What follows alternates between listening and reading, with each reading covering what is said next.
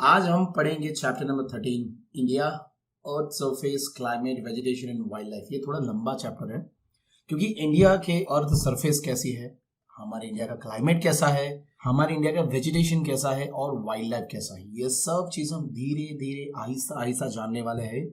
तो कृपया अपनी सीट बेल्ट बांध के बैठ जाइए। मजाक कर रहा हूँ।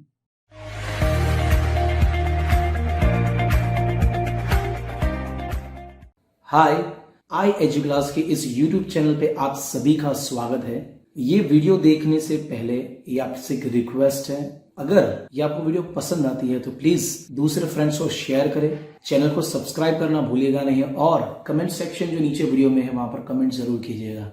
नाउ आप अपनी वीडियो देख सकते हैं।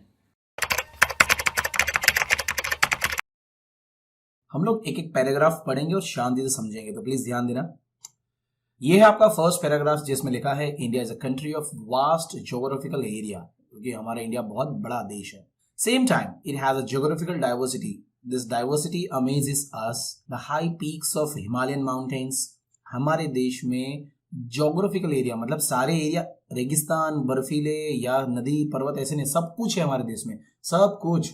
जैसे कि सबसे पहले देखो, ये ऊंचे ऊंचे हिमालय के पर्वत जो नॉर्दर्न इंडिया में है, आपको यहाँ पर दिख रहा होगा, ये सर्कल है।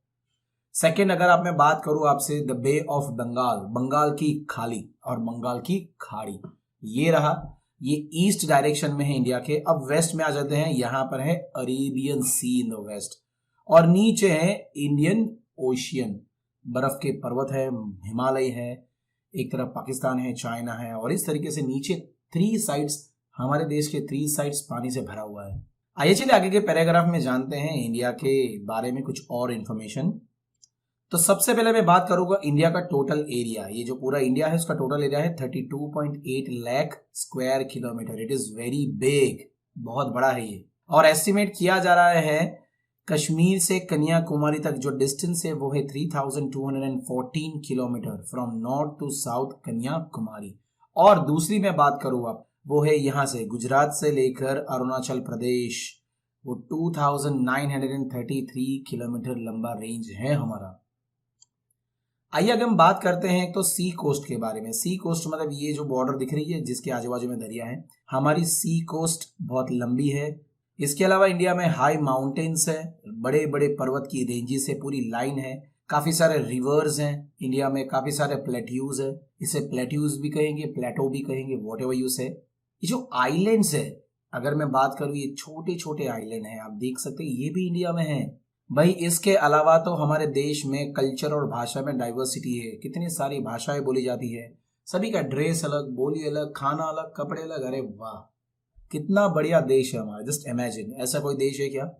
इसके अलावा अगर मैं बात करूं इंडियन क्लाइमेट की, अरे यार क्या बात है, इतनी सारी सीजन्स, अलग अलग जगह घूमने के जो प्लेसेस है इंडिया में, मजा ही कुछ अलग है। सो यही डाइवर्सिटी हम इंडिया में देखते हैं, क्योंकि हमारे ट्रेडिशन, हमारे रिचुअल्स जिसे बोलते हैं ना, हमारी सभ्यता, ये पूरे वर्ल्ड से अलग है हमारा देश। ये सब चीजें जो इम्पोर्टेंट है वो देश के बारे में है, वो जाननी ही चाहिए हमें।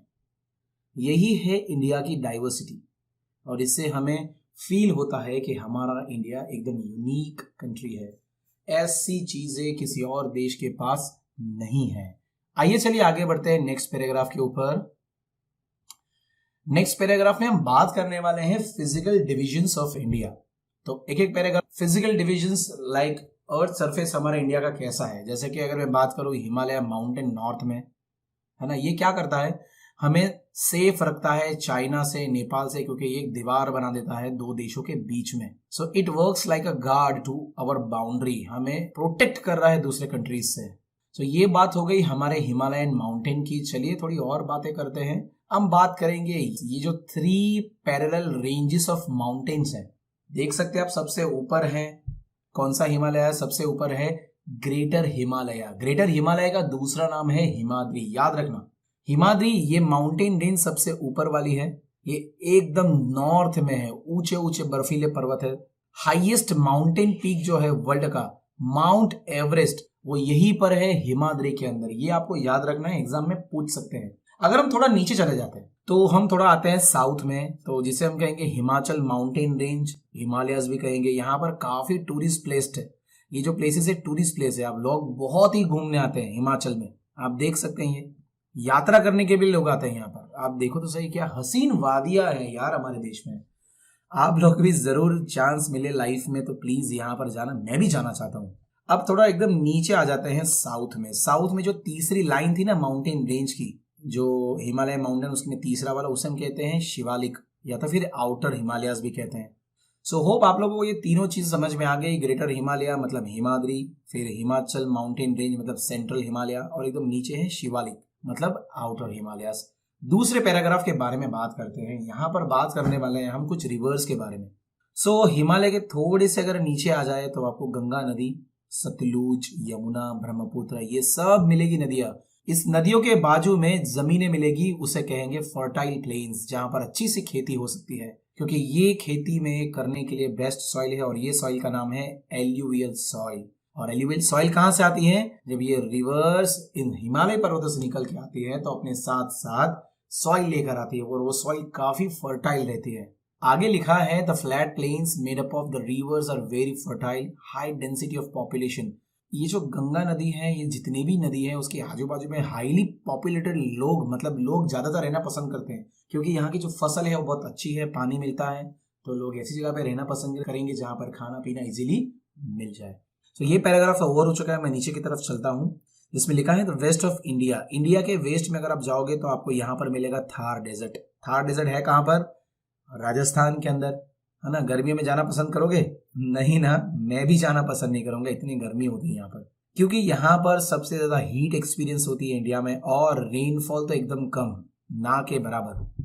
सो भाई यहाँ पर हीट और वेरी लेस रेनफॉल होता है। समटाइम्स आप देख सकते हैं 3-4 ईयर्स तक कंटिन्यूसली बारिश नहीं होती, लोगों को पानी भरने के लिए कितना दूर जाना पड़ता है। इसीलिए तो यहाँ पर प्लांट्स, पौधे, पेड़ कुछ भी दिखाई नहीं देता है, लेकिन बहुत ही कम है, कैक्टस जैसे प्लांट्स है। अब आप सोचो यार, यहाँ पर कौन जाना पसंद करेगा? पर हाँ, अगर कोई जाना चाहता है तो कमेंट में मुझे बताओ मैं आपको बताता हूँ यहाँ पर कैसे जाना चाहिए, क्यों जाना चाहिए, क्यों नहीं जाना चाहिए। चलिए आगे बढ़ते हैं। नेक्स्ट पैराग्राफ के बारे में डिस्कस कर लेते हैं, जिसमें हम बात करने वाले हैं साउथ ऑफ नदर्न प्लेन्स।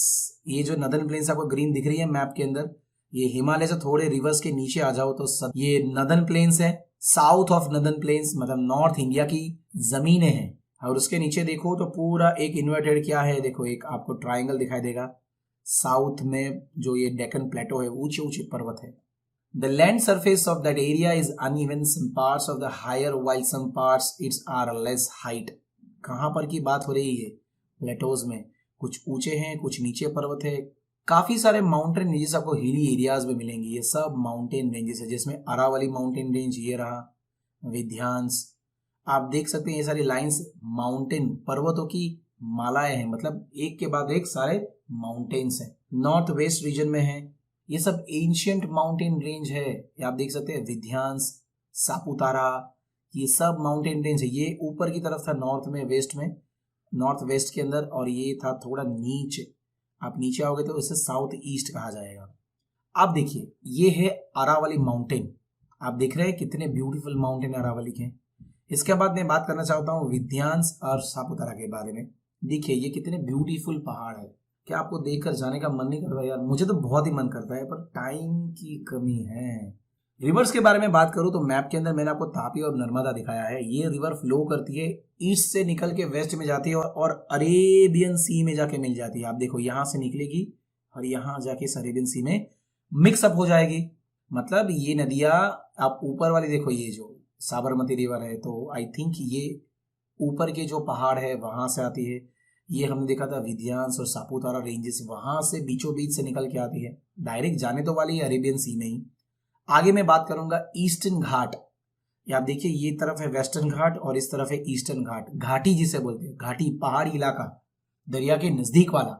सो एक तरफ है जो ईस्ट की साइड है, ये तरफ इसे हम ईस्टर्न घाट कहेंगे। जो वेस्ट की तरफ है उसे वेस्टर्न घाट कहेंगे। सिंपल है, बीच में प्लेटो है, आप देख सकते हैं डेक्कन प्लेटो। ये ईस्टर्न घाट, ये वेस्टर्न घाट्स, ये सब बीच में प्लेन जमीनें भी हैं, ऊंचे ऊंचे पर्वत भी है, फ्लैट पर्वत भी है। इसके अलावा यहाँ पर काफी सारे वॉल्केनोज है, मिनरल्स है, ये सब आपको मिलेगा डेक्कन प्लेटो में, वेस्टर्न और ईस्टर्न घाटी के अंदर। होप आपको ये समझ में आ रहा होगा ये जो पैराग्राफ है। तो मैं नेक्स्ट पैराग्राफ की तरफ बढ़ना चाहता हूँ। ये बात करने वाले हैं अभी हम लोग ईस्टर्न कोस्टल प्लेन, मतलब ईस्ट के साइड जितनी भी सिंपल प्लेन्स है, जो east and western coastal plain, west वो वेस्ट की तरफ है और ईस्टर्न प्लेन्स ईस्ट की तरफ है।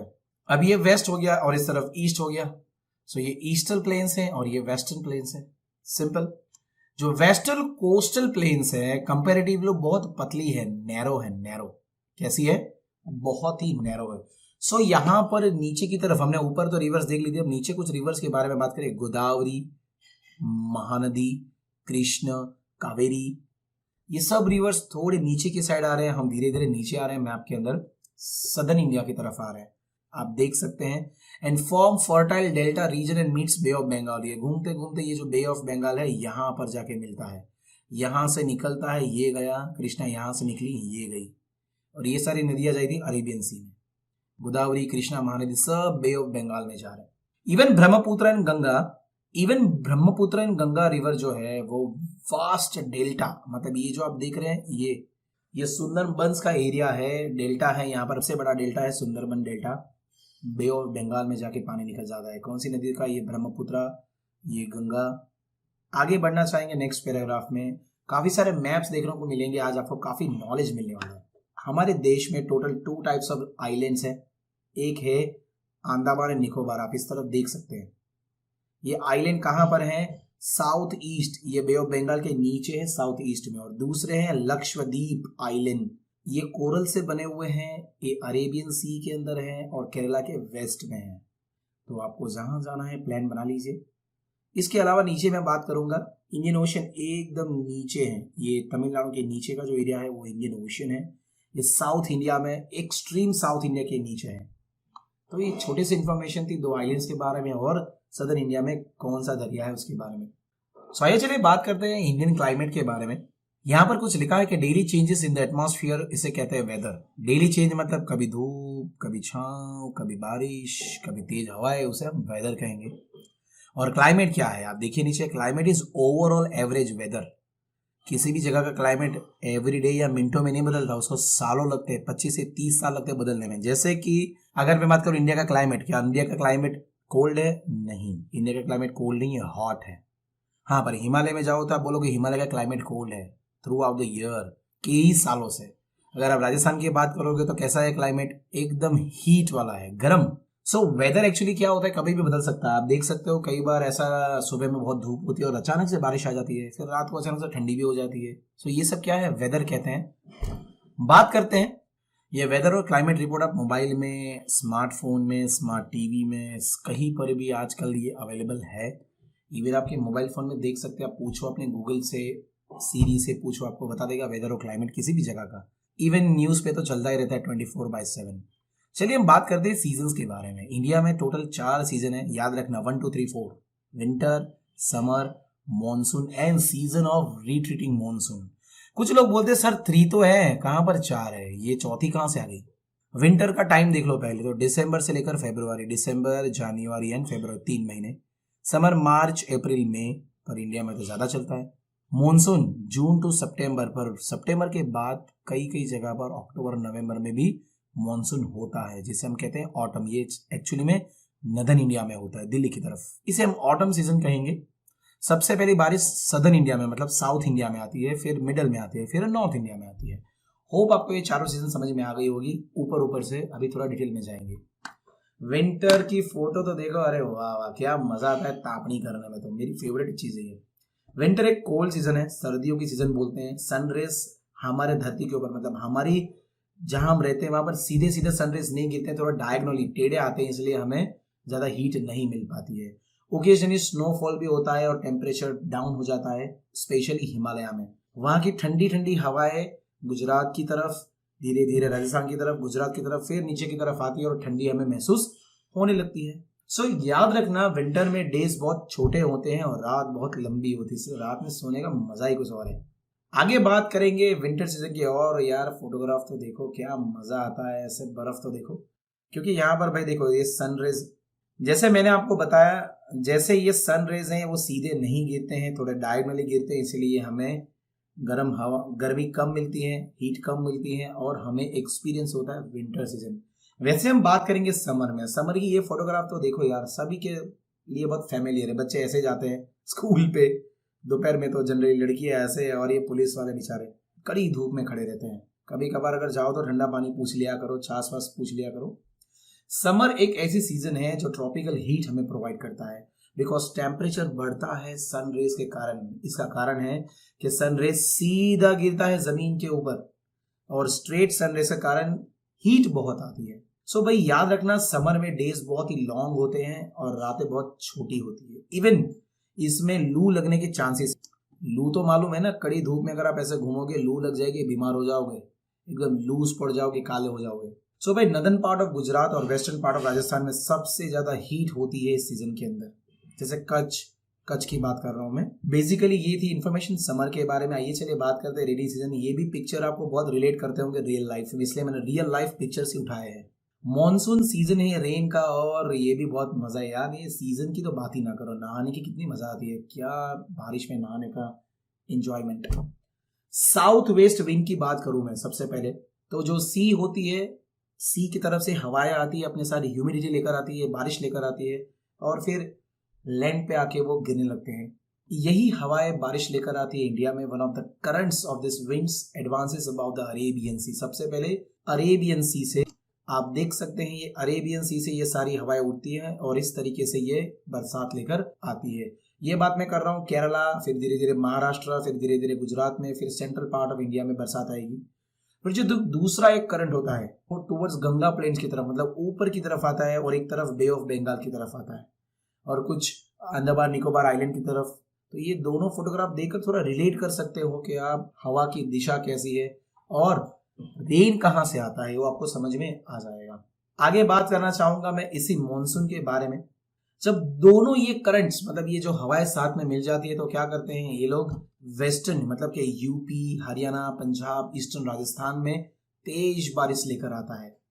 और यही एडवेंट ऑफ रेन के साथ peasants are activated to do agriculture work, और फार्मर्स अपना काम शुरू कर देते हैं। और ऊपर जो बड़े बड़े पहाड़ है, वहां से जितनी भी विंड है वो रुक जाती है, और इसके कारण वो नदर्न प्लेन्स में, मतलब ये जो नदर्न प्लेन से, वहां पर खूब सारी वर्षा, मतलब कि रेन होने लगता है। क्योंकि आगे जाएगा नहीं ना, आगे तो हिमालय पर्वत है, हिमालय तो उतने ऊंचे पर्वत है, वहां कोई रेन की जरूरत है ही नहीं। आगे और बात मुझे आपको करनी है गुजरात के बारे में। भाई गुजरात में रेनफॉल स्टार्ट होता है 2nd और 3rd वीक ऑफ जून, मतलब जब आपके स्कूल खुलते हैं ना जून महीने में, बस 1 वीक के बाद समझो कि बरसात शुरू हो जाती है, मजा आता है। और सबसे पहले गुजरात में बारिश आना शुरू हो जाती है। Gujarat does not have large mountains, Gujarat में बड़े बड़े माउंटेन्स तो है नहीं, इसलिए विंड करंट्स रुकते नहीं है, जाते रहते हैं, और ये पूरे की पूरी बारिश आगे चली जाती है, और इसलिए कई बार हमको कम रेन मिलता है। अब इतनी तेज हवा में जब बादल खींचे चले जाएंगे तो हमारे पास बरसात बचेगा कहां से, सीधी बात है। Most of the cultivation in India is dependent on rainfall, so it is considered that good monsoon means a large crop of agriculture. जो लोग फार्मर्स है ना वो लोग समझ पाएंगे। भाई जो लोग फार्मर्स होते हैं उनके लिए सबसे बड़ी चीज होती है रेन। अगर बरसात गिरी तो उनकी फसल, दैट इज मीन्स क्रॉप, वो पक जाएगी और लोग बेचकर कुछ पैसे कमा सकते हैं, और वो लोग उगाएंगे तभी तो हम खा सकेंगे। भाई देखो भाई, मैं फार्मर नहीं हूं पर मैं फार्मर की फीलिंग्स को समझ सकता हूं, क्योंकि मैं गांव से आता हूं। जो सीजन है ये बहुत इंपॉर्टेंट है एग्रीकल्चर के लिए। काफी लोग तैयारी करके बैठे हुए थे कब बारिश आएगी और कब हमारे फार्म्स को पानी मिलना शुरू हो जाएगा। होप आपको मॉनसून रेनी सीजन समझ में आ गया होगा। मैं आगे चलना चाहता हूं अब ड्राई फॉरेस्ट की तरफ, सूखे जंगल। ये जो फॉरेस्ट है आपको कहां पर मिलेंगे, जहां पर बहुत ही लेस रेनफॉल है। यहाँ के जो ट्रीज होते हैं वो बहुत कांटे वाले होते हैं, मतलब थॉर्नी ट्रीज होते हैं। कैक्टस, खैर, पाम, एकेशिया, जुजुबे, ये सब ट्रीज यहाँ पर आपको मिलेगा। आपको राजस्थान, हरियाणा और वेस्टर्न घाटी में और गुजरात में भी ये टाइप ऑफ फॉरेस्ट मिलेंगे। इसके अलावा मैं बात करूंगा ट्रॉपिकल डेसिडियस फॉरेस्ट। जंगल में दूसरे नंबर पे जंगल हम बात करेंगे अभी, ट्रॉपिकल डेसिडियस, हरा भरा जंगल। देखो मेजोरिटी जो इंडिया में लैंड है वो इस टाइप के फॉरेस्ट से ढका हुआ है। यहाँ के जो ट्रीज होते हैं वो लेस डेंस होते हैं। They shed their leaves, autumn season में अपने पत्ते गिरा देते हैं, इसीलिए कई बार तो इसे लोग ऑटम फॉरेस्ट भी कहते हैं। यहाँ पर आपको साल के ट्रीज, बैम्बू ट्रीज, महुड़ो जिसका दारू बनते हैं, महुड़ानो दारू, नीम के पेड़ आपको देखने को मिलेंगे, और भी कई प्रजाति के पेड़ और एनिमल्स आपको देखने को जरूर मिलेंगे। आइए आगे चलते हैं और भी इंफॉर्मेशन लेते हैं। आप देख तो सकते हैं कितना ब्यूटीफुल लगता है ये जंगल। आप देखो ग्राउंड फ्लोर देखो, सुपर्ब। आइए अब बात करते हैं माउंटेन फॉरेस्ट के बारे में। भाई उनका नाम ऐसा है माउंटेन फॉरेस्ट, मतलब माउंटेनियस रीजन जहां में बहुत ऊंचे ऊंचे और अच्छे अच्छे पर्वत है, पहाड़ है, माउंटेन्स है, इसीलिए इसका नाम है माउंटेन फॉरेस्ट। इस जंगल के अंदर आपको डिफरेंट वैरायटीज ऑफ प्लांट्स मिलेंगे, different species of plants, animals मिलेंगे। इवन यहाँ का जो वेजिटेशन है वो 1400 मीटर से 2500 मीटर फ्रॉम सी लेवल से ऊपर है, मतलब कितने ऊंचे पहाड़ों पे ये वेजिटेशन उगता है। इसीलिए उनका जो शेप होता है वो कोनिकल होता है शेप, उसके लीव्स होते हैं वो नीडल लाइक होते हैं, ताकि जब बारिश गिरे तो सब नीचे आसानी से गिर जाए। और एक्चुअली इनका जो ये जो शेप है ना, मैंने आपको बताया कॉनिकल शेप, इसलिए उसको कॉनिफेरस वेजिटेशन भी कहते हैं। आप कॉनिफेरस जंगल भी बोल सकते हो। यहाँ पर आपको कौन से पेड़ मिलेंगे? चीड़, डोडर, पाइन ट्रीज वगैरह आपको यहाँ पर मिलेंगे। आगे मैं बात करना चाहूंगा मैंग्रोव फॉरेस्ट। सुंदरबन डेल्टा में है भाई, ये कहीं और नहीं मिलेगा आपको। पानी में आधे पेड़ पानी में और आधा जमीन के ऊपर, और यहाँ का पानी एकदम सॉल्टी सी वाटर होता है। अब कभी यार सुना है कभी सॉल्टी सी वाटर में कोई पेड़ जिंदा हो? एक्चुअली में पेड़ सॉल्टी वाटर में नहीं होते हैं, पर यहाँ पर देखो वेस्ट बंगाल के अंदर, इवन गुजरात के अंदर, अंडमान निकोबार के आइलैंड्स के किनारे के ऊपर आपको मैंग्रोव फॉरेस्ट मिलेंगे। सुंदरबन डेल्टा तो सबसे बड़ा डेल्टा है, आप देखते रहिए सिर्फ, ये घना जंगल तो देखिए आप, क्या बात है। यहाँ पर एक पेड़ है जिसका नाम है सुंदरी, और इसी पेड़ से इस जगह का नाम पड़ गया है सुंदरबन। चलिए यहाँ पर ये जो पेड़ है जिसका नाम है छेर, ये जो छेर ट्रीज होते हैं इस जंगल में आपको कोस्टल रीजन में देखने को मिलेंगे, इवन गुजरात में भी मिलेंगे, जिसके लकड़ी काट कर लोग फ्यूल मतलब के लकड़ी जलाकर अपना घर चलाते हैं, चूल्हा जलाते हैं, खाना पकाते हैं। आइए बात करते हैं फॉरेस्ट का इंपॉर्टेंस, जंगल का इंपॉर्टेंस क्या है। आप सभी को पता है भाई जंगल का इंपॉर्टेंस तो है ही है, और जंगल का इंपॉर्टेंस होना ही चाहिए, क्यों नहीं। आइए चलिए बात करते हैं उसके फायदे में। सबसे पहले एनवायरनमेंट को क्लीन रखेगा, रेन लेकर आएगा, सॉइल इरोजन को बचाएगा, और जंगली प्राणियों का घर है ये, तो नेचुरल हैबिटेट हो गया वाइल्ड लाइफ के लिए। इवन अंडरग्राउंड वाटर को भी ये बचाता है एनवायरनमेंट। इसके अलावा आप फ्यूल, ऑर्नामेंटल वुड निकाल सकते हैं, आप ऐसा डिजाइन बना सकते हैं, इवन मेडिसिन बना सकते हैं, रॉ मटेरियल इंडस्ट्रीज के लिए, फोडर आप गाय को खिलाने के लिए, अपने एनिमल्स को खिलाने के लिए जंगल से मिल सकता है। इवन फॉरेस्ट लाइक प्रोडक्ट जैसे कि लैक, रेसिन, ग्लू, ये सब आपको कहां से मिलेगा? फॉरेस्ट से। तो हुई ना काम की चीज भाई, आप लोग जंगल को बचाओगे ना, काटना मत पेड़ को, और ना किसी को काटने देना।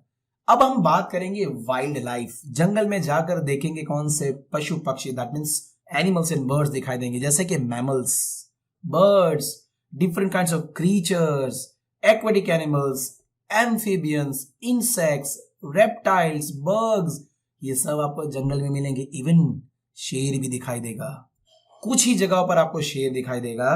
शेर हमारा नेशनल एनिमल है।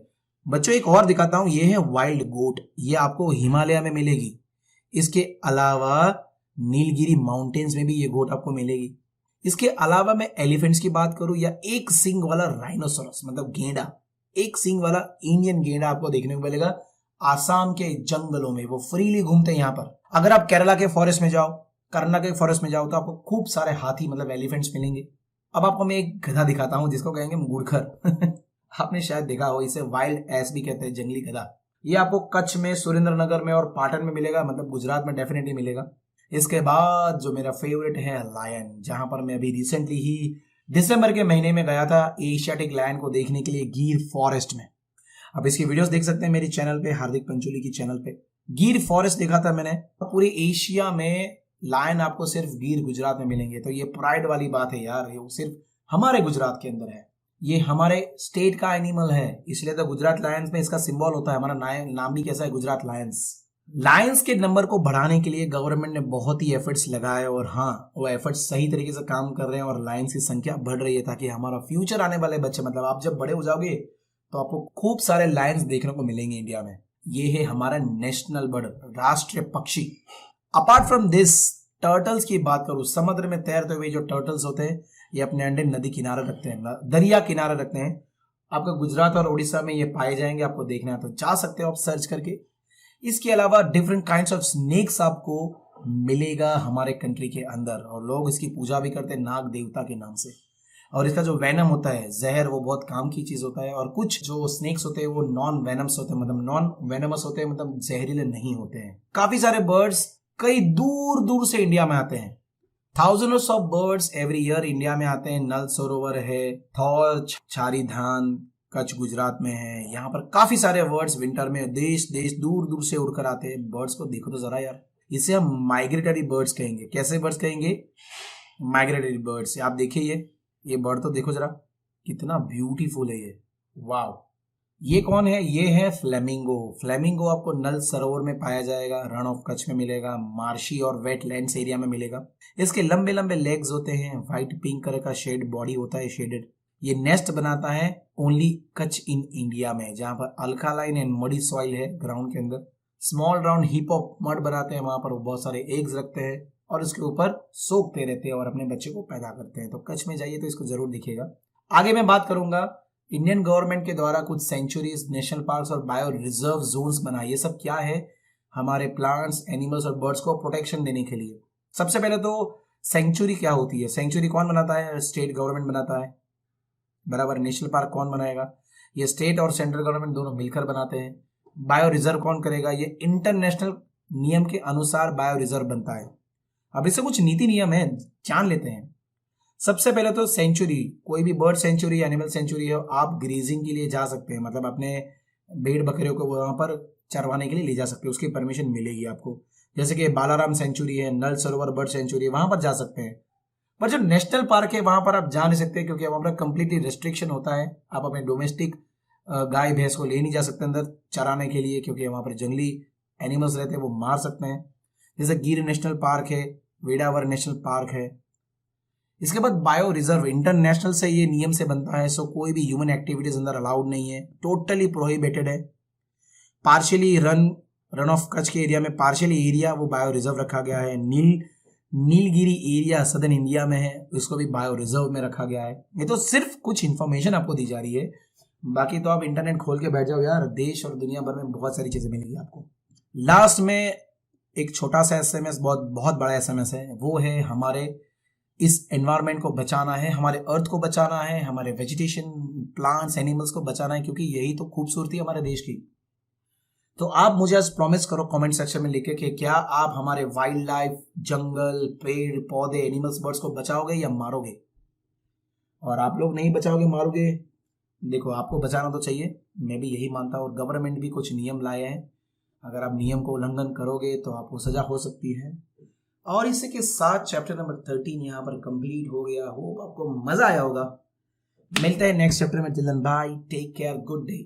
फटाफट से अच्छी सी कमेंट कर दो मेरी वीडियो के बारे में, चैनल के बारे में, मेरे बारे में। और हाँ यार, मेरे पेज को, मतलब मेरे इंस्टाग्राम, फेसबुक को फॉलो कर देना, डिस्क्रिप्शन में लिंक दी हुई है।